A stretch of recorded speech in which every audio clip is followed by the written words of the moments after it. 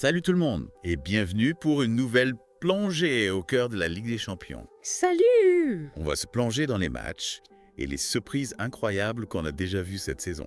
Ouais, Prêt à décortiquer tout ça. carrément. On va parler des équipes dominantes, des surprises et des joueurs qui pourraient devenir les stars de demain. Exactement. Alors on commence tout de suite avec les géants du foot, ceux qu'on attendait au tournant, Real Madrid, Manchester City, Bayern Munich. Ouais.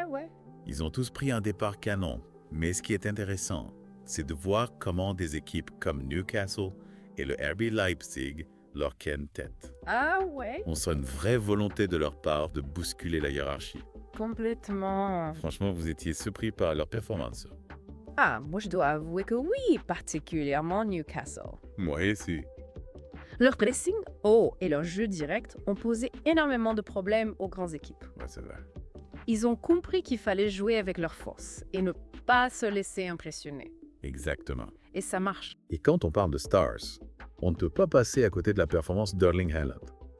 Ah non? Le gars est une machine à but. Incroyable. Mais au-delà de ses stats, ce qui me fascine, c'est son intelligence de jeu. Oui. Il est toujours bien placé, Ouais, il sent les coups, ouais, bref, il est vraiment au-dessus du lot. carrément. Et il n'est pas le seul à briller.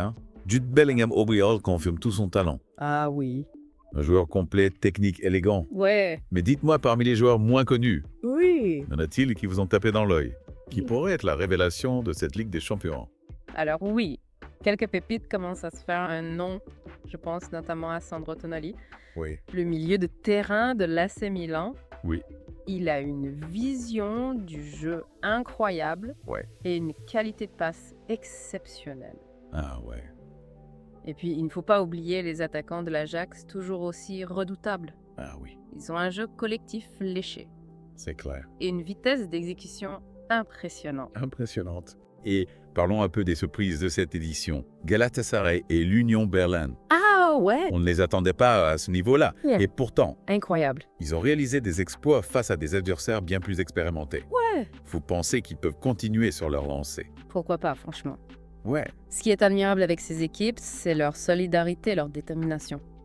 c'est vrai. Ils jouent avec un cœur énorme et ne lâchent rien. Ouais. Après, il faut être réaliste, la route est encore longue Oui.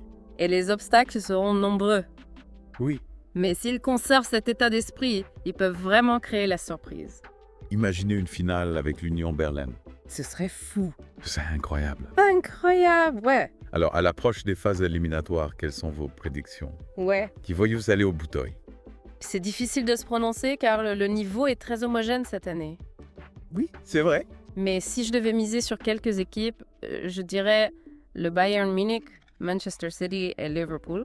Ils ont l'expérience, le talent et la profondeur de banc pour aller au bout. Oui. Mais attention aux surprises. Ah oui. La Ligue des Champions est une compétition imprévisible et tout peut arriver. Tout à fait. C'est ce qui la rend aussi passionnante. Exactement. On a hâte de voir la suite et vibrer avec les matchs à élimination directe. Ouais. Mais avant de conclure, je voudrais vous poser une dernière question tirée de notre documentation d'Europomin. Comment se compare l'intensité de la compétition cette année par rapport aux éditions précédentes? C'est une excellente question. Je dirais que cette édition est marquée par une plus grande homogénéité. Oui. Entre les équipes, les outsiders sont plus compétitifs, les écarts se resserrent. Ouais. Et chaque match est un véritable combat. Ouais. On voit des scores serrés, des retournements de situation.